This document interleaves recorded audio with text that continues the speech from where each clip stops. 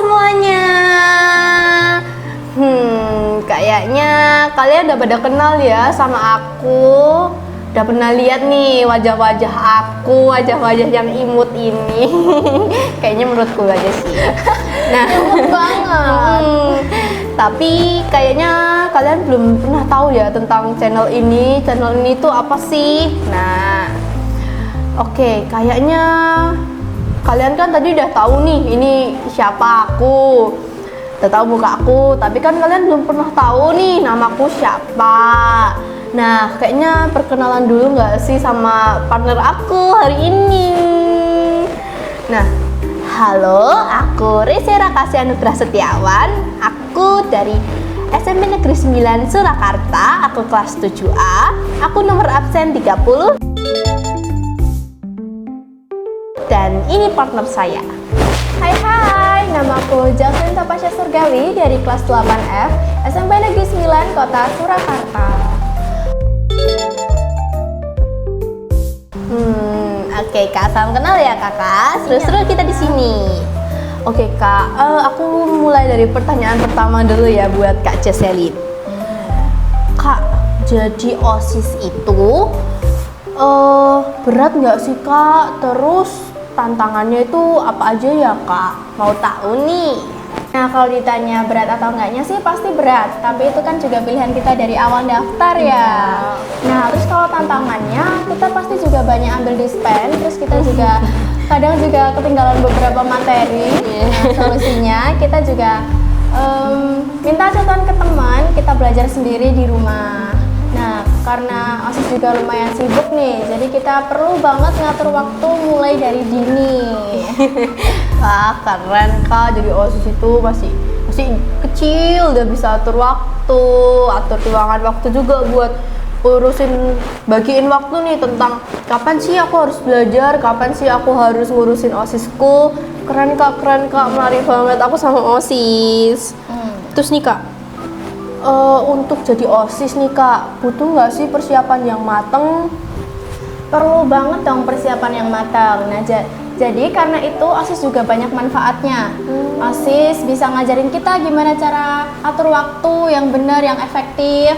Terus gimana cara kita belajar tentang kepemimpinan. Kita juga bisa kenal banyak teman dan karakter orang-orang. Seru ya, bisa belajar kepemimpinan gitu.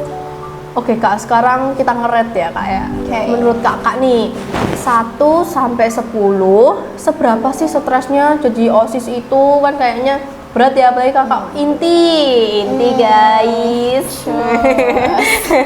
Seberapa berat Kak? Nah, kalau disuruh nge-rate sih, aku bisa nge-rate 9/10. Wah, cukup stres ya. Apalagi kita juga baru awal jabatan sebagai sekretaris OSIS, pasti banyak banget yang harus diurus tentang proker OSIS juga. Gitu Kak. Kenapa nggak 10? Karena kita ngerjain tugas kita bareng-bareng sama anggota yang lain. Seru banget ya, kayak kerjasamanya tuh dapet banget, kayak antara inti sama persekbit-sekbitnya tuh kayak dapet banget kerjasamanya. Terus nih Kak, ngomong-ngomong, waktu dulu mau dilantik itu apa sih Kak tantangan terberatnya Kak? Di waktu awal dilantik, tantangan terbesarnya itu waktu ngantur ulang jadwal proker OSIS ya. Karena awal masa jabatan pasti banyak program kerja yang harus diatur dan disesuaikan waktunya. Itu toh Kak, susah juga ya ternyata jadi OSIS, tidak segampang itu ternyata. Nah, kita lanjut sesi disordered.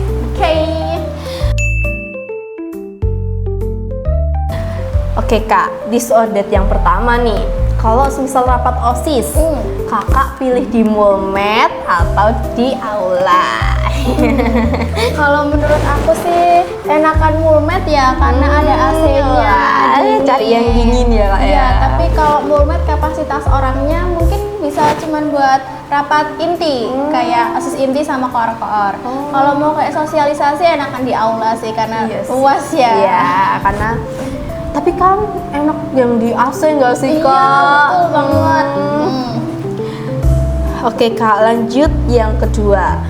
Menurut Kakak nih, Kakak kan tahu nih program-program kerja nih.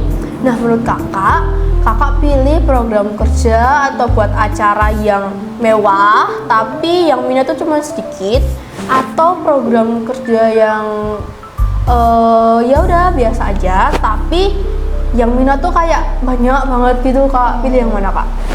Nah, kita buat program kerja OSIS ini pasti juga nyesuaiin sama minatnya siswa-siswi dong. Jadi karena itu mendingan acara yang biasa aja tapi banyak peminatnya. Percuma juga kalau mewah-mewah kalau nggak ada yang minat. Iya sih Kak, mendingan yang biasa aja Ya, gitu ya jadi Kak ya. dikit dananya juga ya. Oke Kak, terakhir ini ya Kak ya. Kakak kan ada nih, kayaknya aku denger-denger nih dari OSIS nih. Ada piket yang namanya piket GKS tuh yang jaga gerbang. Oh ya. Nah, kakak pilih piketnya di bagian gerbang depan atau pilih gerbang belakang? Kalau disuruh milih piket yang mana, aku sih pilih jaga gerbang depan. Karena gerbang depan itu ada bapak ibu guru juga yang piket. Yeah. Jadi siswa-siswinya lebih teratur. Terus kalau di belakang itu malah lebih banyak yang datang, apalagi cowok-cowok. Ya, Jadi kadang aduh. terus yang belakang cuman yang jaga OSIS doang, nggak ada gurunya, jarang ada gurunya. Siswa-siswi kadang kelewatan. Jadi kita juga kelewatan nyatet pelanggaran siswa-siswinya. Ternyata susah ya kalau jaga belakang itu. Agak repot. Agak repot. Betul. Dari pertanyaan-pertanyaan yang aku tanya ke kakak tadi nih, menarik-menarik banget nih jawabannya. Jadi pengen deh ikut OSIS. Jain ju. Ayo. Nah kak, nggak kerasan ya kak, kita udah sampai di ujung sesi kita. Saking serunya tentang Ya, OSIS. mau lebih lama. Oke kak, pertanyaan terakhir nih ya buat kakak. Kakak boleh dong kasih pesan-pesan buat adik-adik, buat penerus kakak, buat OSIS kedepannya juga mungkin, apa aja kak? Nah, kalau nasihat aku untuk siswa-siswi SMP Negeri 9, jangan anggap OSIS MPK itu babu ya, karena OSIS MPK itu juga cuman membantu event-event sekolah. Terus juga kita cuman mau yang terbaik buat kalian, biar kalian belajarnya nyaman dan betah. Terus kalian juga semangat terus belajarnya, jangan bolos. Taatin peraturan yang ada di sekolah. Gitu. Dengerin. Ya, kita udah mau selesai kak. Kayaknya kita udah selesai deh. Oke guys, see you di podcast-podcast selanjutnya. Have a nice day guys. Bye-bye.